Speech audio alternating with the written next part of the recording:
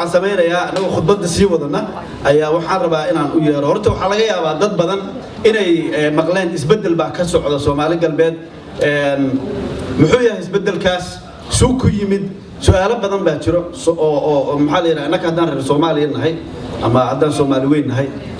dad badan oo waxaa jira aan u dhunduleyn ama war ka haynin Soomaali galbeed waxa ka socda waa inayna qusaysaa run ahaantii Soomaa marka wax yar bal qof waxaan u yeerayaa mudane Hussein Hirsi oo khabiir in badan maaragtay hawlaha Soomaali galbeed ku jiray bal inuu wax yar naga wargeliyo oo bal update naga siiyo waxyaabaha hadda gudaha ka socda iyo mataqaan xaaladda ay Soomaali galbeed ku sugan tahay marka mudanaha sacab hal igula soo dhaweey fadlan Hirsiyaaro hala kaco tamam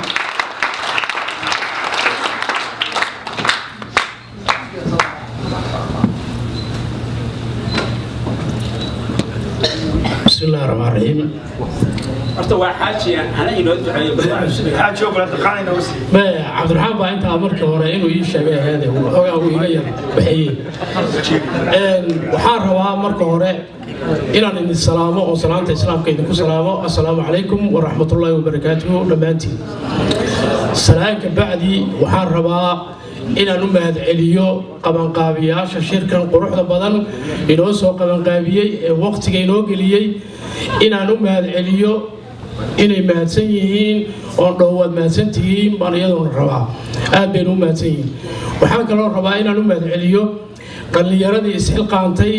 موجستي من نملا إسوتجي شرينا كلام فكر كها ما أنت إسوتجي من نملا كشقية موجية يوم عاد بنوم هذا عليا وحاجة لهم هذا عليا تذكر فراغ بدل ماشي كسوق قبلي شركة مهمة سوء تاي مدينتا أمة الصوماليين ملك السوق شوجابه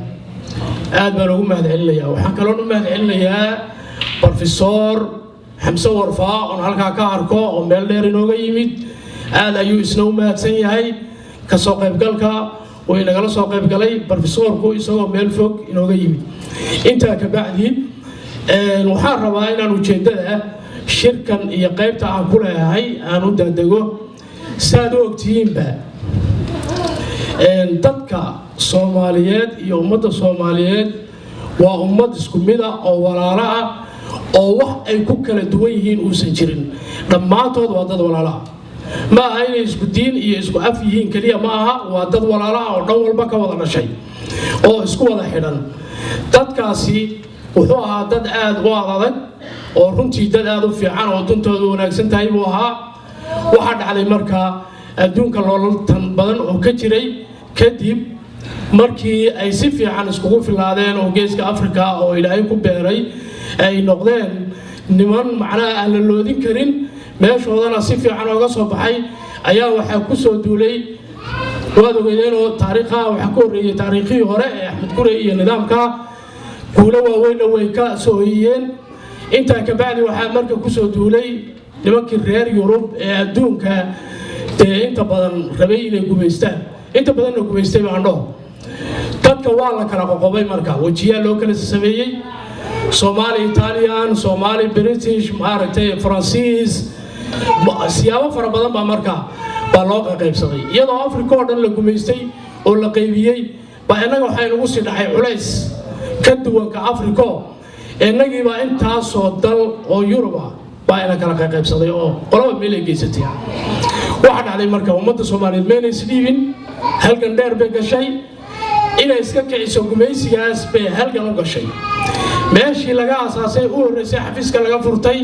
markii la asaasay xisbigii oo SYL horta waxa ka horeeyay dagaalkii daraawiishtu sayidku kaga hortagay gumeysigii reer Yurub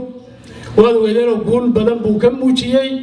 wuxuu macnaha u suurtagali weyday damcoodii ahaa inay dhulka degaan oo xaasaskooda iyo caruurtooda keensadaan arrintaa way u suuroobi weyday oo daraawiishtii baa u diiday maxastii reer Yurub inay soo guuraan oo dhulka degaan inta ka bacdi dagaalkaas waxa ka sii dambeeyay markii ay daraawiish burburtay kii SYL waxay ahayd raadinta midnimada ummadda Soomaaliyeed iyo shanta Soomaaliyeed sababta Soomaalidu dhul lama kala lahayn وحدودنا ما ينكر لهين قالوا نور بمشي دون أقولي شري تجينا شري وحنا على مركب حدود كلا نحن جال لوقف ولا لا Somali arrinta way u qaadan weyday xisbiga SYL baa kacay ururkii dhalinyarada kacay halkaas laga bilaabay xafiiska horeeyayna waxa laga furay jigjiga muhiimadu wuxuu ahaa inta shanta Soomaaliyeed xornimadeeda maartay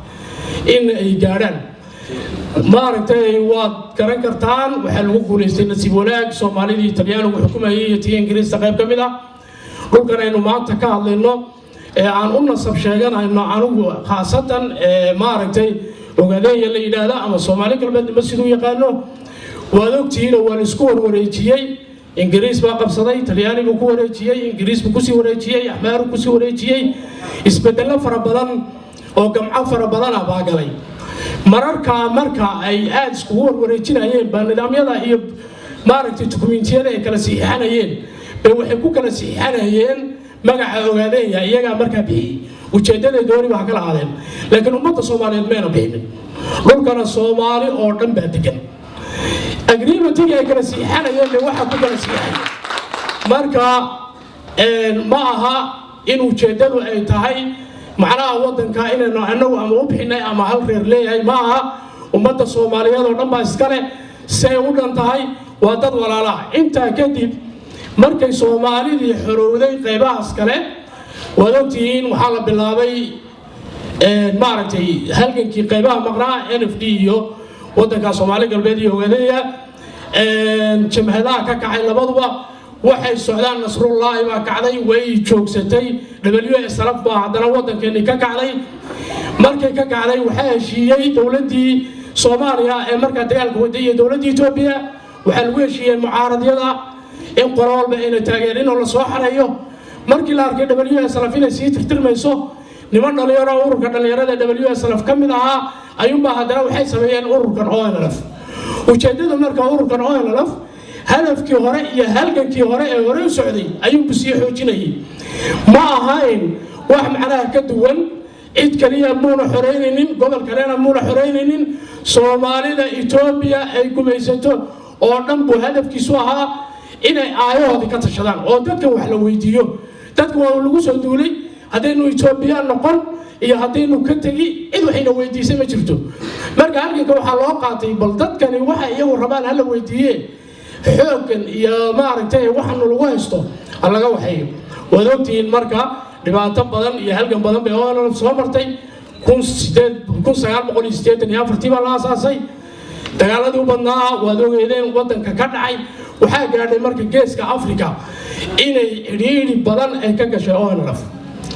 aniga hadda Hussein intay soo gaadhay tusaale haddaan idin ka soo qaado jabadana Nairobi jooga waxa la igu amray 1998 inaan Gaarisa tago oo bal ka sameeyo xubno waa ku dhici kar weyn kaliyaano aatay waxa markaa haystay Gaarisa waa laga yaabaa dad noo istaneynay nala joogan nin la yiraahdo Bukhara marka wuxuu ahaa ninka noo istan gudoomiyaha ka Itoobiya iyo Kenya inta wada hadleen waxa loo doortay gudoomiyaha amniga ee geeskaas waa aragtay meel loo baxsadaa la waayay jabadu dhibaato badan bay soo martay way soo adkaysatay hadafkeeduna wuxuu ku saleysnaa inay ummadaasi xuquuqdooda ay helaan dhibaatooyin badan baa la gaarsiiyay geeska Afrika waxay adkaysataba isbedelaha ka dhacay inta badan iyadu sabab u ah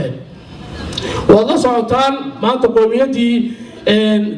macnaha oramada oo sideenoo kale ku dulmaneed dawladda Itoobiya سأنا نقول قد من هاي بحكم كخبصتي وحن إذن هما عاوة إذن حقيقة أنت سكر أو رما أي كسيد إرت القوة إن أنا نقول عنك سواق بني أو صوت وسيل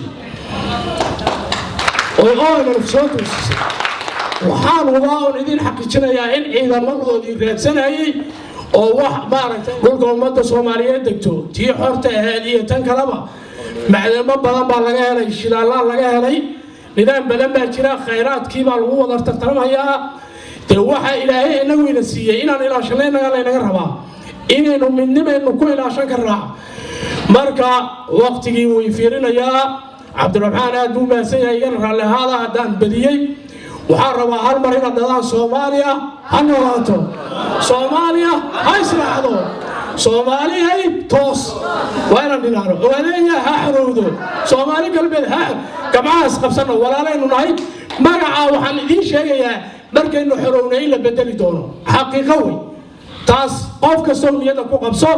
كلهم كقبيل ماله Somali ودم بكم مكاني إثيوبيا دين ولا مدوبنا إنه Somali ولا مدوبي دين كلنا إنه Somali كحرب أد بدو ما سنتين وقت جاي وير والسلام عليكم ورحمة الله وبركاته